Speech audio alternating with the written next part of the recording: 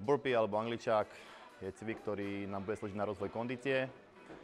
Je to cvik, kedy zo stoja si láhneme na zem, znovu sa postavíme a vyskočíme. To znamená predkloniť, rozkočím nohy, dotknem sa hrudníkom a panvy zeme, dvihnem sa, vyskočím a znovu vyskočím zo zeme. Toto je jedno opakovanie, takže ešte raz pomaly. Predkloniť sa, ruky na zem, rozkočiť, ľahnúť si na zem, zopreť sa, vyskočiť, vyskočiť. Dobre? Čiže skúsime si nejakú sekvenciu.